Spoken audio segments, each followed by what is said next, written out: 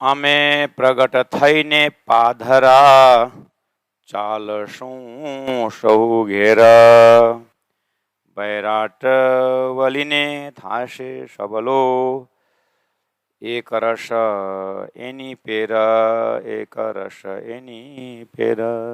जागनी का प्रकरण सुंदर साध जी।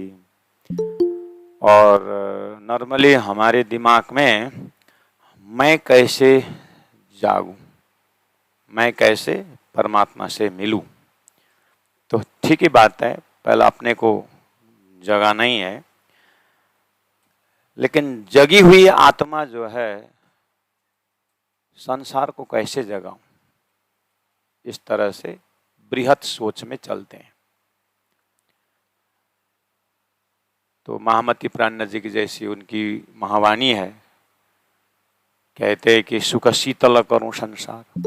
उनका संसार बहुत बड़ा है और ऋषि महर्षियों का वचन है कि सर्वे भवन्तु सुखिनः। उनका सर्वे बहुत बड़ा है, सर्वे भवन्तु सुखिनः सर्वे सन्तु निरामया, उच्च विचार है। और हमारे में हम भी बोलते हैं सर्वे भवन्तु सुखिनः। उन लोगों का फ्री हाथ एकदम, सर्वे भवन्तु सुखिनः सुख शीतल करूं संसार। और हमारे में सर्वे भवन्तु सुखिनः। और हमारे सर्वे में कितने समाते हैं? हम दो हमारे दो, हम दो हमारे दो भवन्तु सुखिनः। तो इसलिए वसुदैव कुटुंबकम, महावाक्य क्या है? विश्व ही मेरा परिवार है। इतना सुंदर भाषा है, भाव है। तो वही तो बड़ा करना है। शरीर तो 2-4 फीट का हो सकता है, 10-5 फीट का हो सकता है, लेकिन विचार में विश्व कवर करने का है। तो प्राण जी कह रहे हैं कि हवे ए वचन केम प्रकट पाड़ू, मैं ये तारतम को जो ज्ञान है उसको कैसे बृहत करूं, क्योंकि मारे करवो सहु एक रस, मेरे को सर्व एक रस यानी सबके दिल दिमाग में परब्रह्म परमात्मा का एक इष्ट एक के ऊपर समर्पित कराना है। ये बहुईश्वरवाद से किसी के कल्याण नहीं है, मुझे एकेश्वरवाद कराना है। एक परमात्मा का भक्त बनाना है, यानी एक परमात्मा का परिचय देना है। इसीलिए बैराट वली ने था से सबलो, उसके बाद फिर वली ने मतलब फिर बैराट था से सबलो, उसके बाद बैराट के सब। तो बैराट में क्या क्या है? जैसे सर्वे भवन्तु सुखिनः में खाली चेतन, खाली मनुष्य नहीं है ना, सर्वे में तो जड़ चेतन उनका भी है, शब्द आया है। इसीलिए तो प्राण जी कभी कभी कहते हैं कि शास्त्रों में शब्द तो बहुत बढ़िया है। सर्वे भवन्तु में उन लोगों का 14 लोग, देवी देवता भगवान सब सर्वे में आ गए। प्राण जी बोल रहे हैं उतना ही सर्वे नहीं है, इन सब सर्वे को बनाने वाला अक्षर ब्रह्म को भी मुझे अक्षरातीत का प्रेम पिलाना है। इसलिए प्राण जी के सर्वे में तो ऐसे करोड़ों ब्रह्मांड के जीव को उद्धार कल्याण करा, यानी अक्षर को कल्याण हो जाए तो बाकी सब अपने आप हो जाएंगे। इतना विशाल विचार लेकर के प्राण जी बोल रहे हैं कि बैराट वली ने थासे मतलब होगा, सबलो सुलटा मतलब एक परमात्मा के ऊपर केंद्रित हो जाएंगे। उसको बोलते हैं एक रस एनी पेर। इस तरह से शास्त्र में एकम सत विप्रा बहुधा वदंती बोल तो रहे थे, सत्य एक है, लेकिन वो एक परमात्मा प्रेम स्वरूप है, वो एक परमात्मा अक्षरातीत है, वो एक परमात्मा जो है वो अरसाजीम है, एक परमात्मा साक्षात अक्षरातीत है। ये चीज को कैसे समझाऊं? उनके तरफ एक रस किए बिना, उनके भक्ति में डुबाए बिना संसार के जीव का कल्याण नहीं है। इसीलिए एक रस एनी पेरा, एक परमात्मा के पूजा अर्चना बना करके मुझे सबको कल्याण, जड़ चेतन की मुक्ति देनी है। इसलिए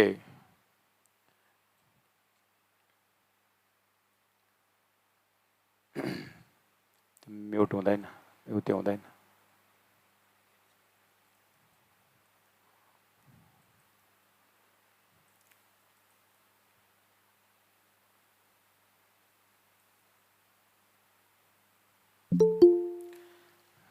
और कहा बैराट वलिने थासे सबलो एक रस एनी पेर।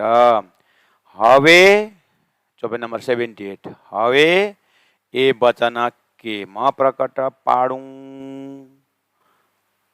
अब ये विचार को मैं कैसे फैलाऊं, कलश गुजराती है और जागनिक प्रकरण है, अंतिम प्रकरण है और उतरने का समय 1729 है, स्थान सूरत है। तो सूरत तक के महामती प्राण के जागनी यात्रा में उन्होंने साकारवादी मिले, निराकारवादी मिले, सब कुछ मिले, इवन अंडरग्राउंड ग्रुप भी मिले जो लोगों को किडनैप करते थे, वो भी मिल चुके हैं। स्वयं भी मंत्री हैं राजा का मंत्री खानदान में, इसलिए बहुत कुछ अनुभव लेकर के बोल रहे हैं कि मुझे एक रस करनी है। और अब सूरत से ये विचार आ रहा है कि खाली हिंदू ही परमात्मा की सृष्टि में नहीं है, मुसलमान भी है, अरबी है, फारसी है और पारसी है, कितने सारे धर्म है, सभी बहुईश्वरवाद को एक परब्रह्म परमात्मा का परिचय देना है। तो कैसे इस सदगुरु का ज्ञान को, परब्रह्म परमात्मा के भक्ति को शास्त्र में कहे प्रमाण, कुरान में कहे प्रमाण, कैसे मैं जाहिर करूं, मैं सोच रहा हूं करके विचार को आगे बढ़ा रहे हैं। तो समझे कि मारे करो सहु एक रस, मेरे को सब एक रस यानी एक परमात्मा के भक्ति में तल्लीन करानी है। वस्त दिखाड़िया बिना बैराट ना आवे बस।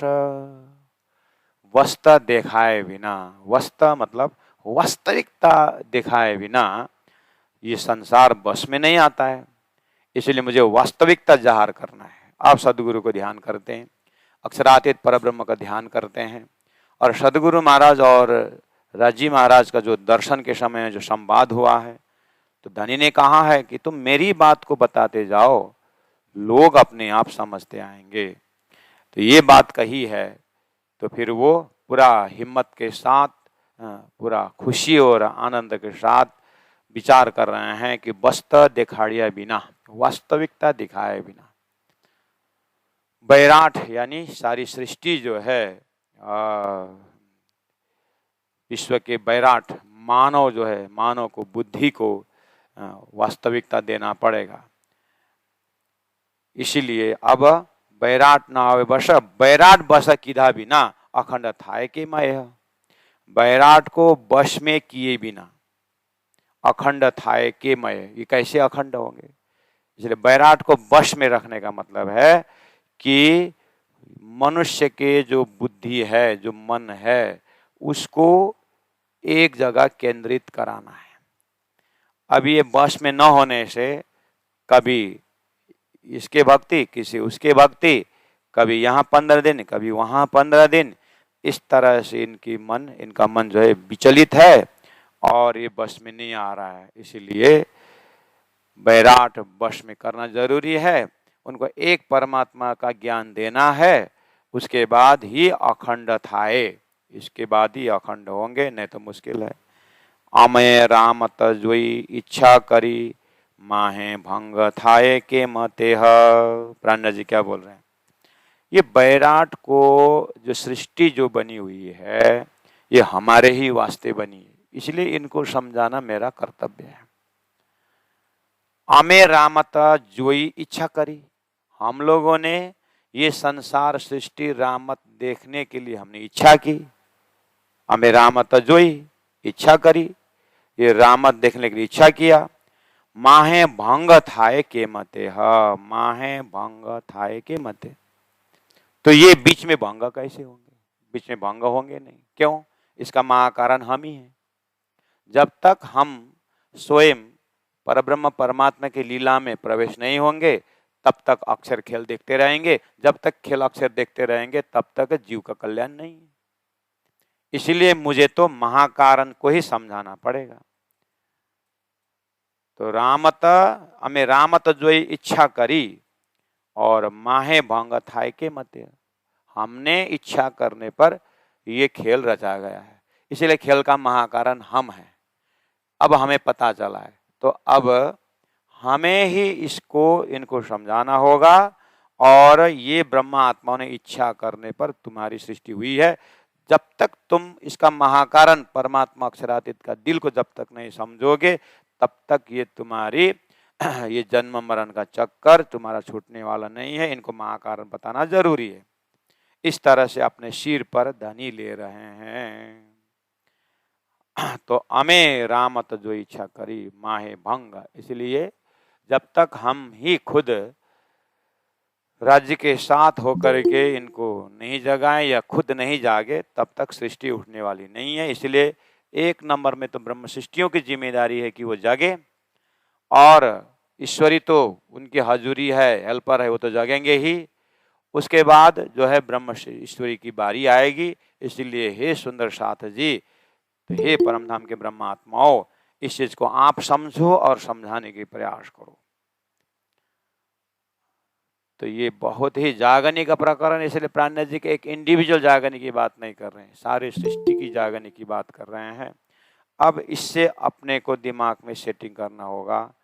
ये तो लक्ष्य तो प्राणनाथ जी का तारतम्य बानी का महान है, लेकिन सब राज्य के हुक्म से हो रहा है। अब ब्रह्मांड को सबको जगाना, तो अब राज्य का हुक्म जब काम करे, लेकिन हे राज्य मेरे ऊपर हुक्म कर दो कि कम से कम मैं ही जागूं, कम से कम मैं तो जागूं, क्योंकि मेरे पास भी जिम्मेदारी आ गई मेरे जागने का। उद्धरेत आत्माना आत्मानम, अपने आत्मा को खुद उद्धार करो करके गीता कही थी। इस तरह मैं अभी अपने लिए कम से कम कोशिश करता हूं। इस तरह से भी इसको समष्टि में प्राणनाथ जी बात कर रहे हैं, हमें व्यष्टि में लेकर के भी प्राणनाथ जी तो ब्रह्मांड की बात कर रहे हैं। तो कम से कम हम इंड को तो, अपने शरीर भी ब्रह्मांड को तो हम धंधा धंधा बनाए। अनेक था से आगल आवानी नो विस्तार, लवलेश काय को कहूं थावा अखंडा संसार। 18 नंबर चौपाई में सूरत का मजल है। प्राणनाथ जी तो बहुत से देख रहे हैं। आगे तो अभी तो राष्ट्र प्रकाश तो कलश ही है ना। अभी तो 14 ग्रंथ में कितना राष्ट्र प्रकाश, 4 तो हो रहा है, और 10 किताब उतरना बाकी है। राजी तो जानते हैं आगे और क्या क्या होना है। प्राणनाथ जी अपने सूक्ष्म स्वरूप से देख रहे हैं आगे क्या होना है। तो अभी दिल्ली की यात्रा है, बहुत सारा काम है। इसलिए अनेक था से आगल, आगे बहुत से बहुत कुछ होने वाला है। अब वाणी न विस्तार, ये वाणी का विस्तार आगे होना है। कैसे होगा विस्तार? तो पहला ब्रह्म सृष्टि, फिर ईश्वरी सृष्टि, उसके बाद ब्रह्मा विष्णु महेश की भी जागनी होगी, फिर दूसरा सतयुग आएगा, उस समय फिर रामायण आएगा, फिर भगवान राम आएंगे, कृष्ण आएंगे। लेकिन सब जो है अब आगे आने वाले अवतार, जिस तरह से आज कोई भी ग्रंथ करो नारायण की बात आ रही है, अब आगे जो है तारतम आ गया है। कोई भी ग्रंथ खोलो सब में तारतम तारतम रहेगा। और पसरे 14 ना, पसरे 14 ना, 14 जो है वो फ्रैक्शन ऑफ सेकंड में हो जाएगा। जैसे आज के तिथि में कहीं भी जाकर देखो, सबके भक्ति जाकर के नारायण में एंडिंग होता है कि नहीं होता हो। अब ये 28वां कलयुग है। अब 29वां जब सतयुग आएगा ना, तो त्रेता में राम आएंगे ना, फिर रामायण लिखी जाएगी। उस समय सब तारतम्य रामायण, तारतम्य भागवत, समझेगा नहीं। आज जितने भी गली गली में जो भागवत हो रहा है, भागवत कथा हो रही है, सब कृष्ण भक्ति बोल रहे हैं कि नहीं बोल रहे हैं? कृष्ण तक तो बात कर रहे हैं ना। अब आगे आने वाले जो भागवत का तारतम्य भागवत करके सब अक्षरातीत की बात करेंगे, तो कितना समय लगेगा? आज का कम से कम प्रकांड रामायण को देख लीजिए, तो रामायण वाले भी जो है वो तारतम्य रामायण करेंगे। ये त्रेता का बात है, और सृष्टि से परे परमधाम की भक्ति ऐसी है, सबके पास तारतम्य की बात है। जब ब्रह्मा विष्णु महेश का ही जब जगाएंगे तो उनका ही तो अवतार है सारा, वो समय नहीं लगेगा उस समय में। तो प्राणनाथ जी उसका भी टाइम टेबल बता दिए हैं। तो ऐसा है, तारतम आगे पीछे सब देख। इसीलिए लवलेशक अनेक था से आगला, आज वाणी नो विस्तार, महाप्रलय तक देखना इसका विस्तार इस तरह से जाएगा। तो पहले वेद का भी तो कौन जानता था, तो धीरे धीरे प्रचार हो गया। तो तारतम तो अब जस्ट उदय हो रहा है। अभी तो तारतम का प्रचार में महाप्रलय तक का अगर लक्ष्य रखना हो 400 साल, तो क्या है ये, सुबह का एक दिन का हिसाब लगाया तो नाश्ता का टाइम भी नहीं हुआ है सुबह का, तारतम उदय आएगा तो अभी तो नाश्ता का जस्ट तारतम को भूख भूखे उजाला हुआ समझ। अब ये पूरा 24 घंटा में तो प्राणनाथ जी को तारतमानी विराट पूरा हो जाएगा। इसलिए उन्होंने कहा लवलेश काए को कहूं थावा। लवलेश थावा अखंड आ संसार, अखंड संसार के अखंड के विषय में लवलेश काए का कहूं, थोड़ा बहुत कह दिया मैंने। लवलेश थोड़ा बहुत, काए का कुछ, कहूं कह रहा हूं, थावा अखंड आ संसार, संसार अखंड जड़ चेतन को अखंड मुक्ति के विषय में मैंने थोड़ा ही कहा हूं। अभी आगे और विस्तार होगा, ऐसे बोल रहे। तो आगे कैसे विस्तार होगा? तो आगे विस्तार होने में ब्रह्म सृष्टि जागेंगे, ईश्वरी जीव जागेंगे, जीव को जगाने के लिए बुद्ध अवतार ब्रह्मा विष्णु महेश को जगाएंगे। उसके बाद ब्रह्मा विष्णु महेश से अवतार होंगे, किताबें लिखी जाएगी सब ग्रंथों में।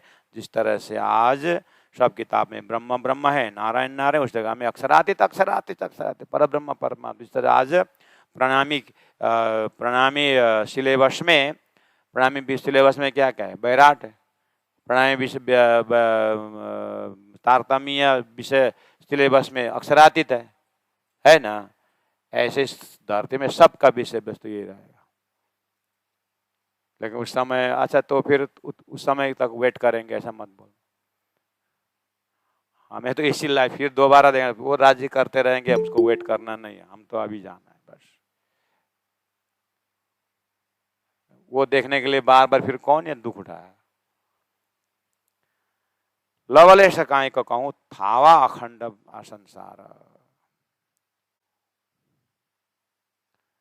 ये वाणी कही मैं विगते ते बिस्तर से विवेक, मारा साथ ने कही मैं छानी पन ये छे घणु विषय। तो ठीक है सुंदर साथ जी, अब रेगुलर क्लास का जो 3 चौपाई आज कवर किया है, अब हमें बीतक का मौसम है, बीतक का पर्व है, इसलिए बीतक का चौपाई खींचना पड़ेगा। इसलिए मैं सभी सुंदर साथ से आग्रह करता हूँ कि अब हम बीतक में प्रवेश करते हैं। उससे पहला चौपाई दोहराते हुए इसको फिर थोड़ा सा सेव करके फिर अपलोड के लिए तैयारी करके फिर आगे बढ़ेंगे। तब तक सुंदर सा धैर्य करेंगे, भजन श्रवण करते रहेंगे और वाणी श्रवण करते रहेंगे। तो मैं आग्रह करता हूँ प्रचारक प्रचारिकाओं से कि एक वाणी गाने के लिए तैयार रहें। अनेक था से आगल आ वाणीनो विस्तार, लवलेश काए कहूं थावा अखंड आ संसार, अखंड आ संसार। बोलो श्री प्राणनाथ प्यारे की जय।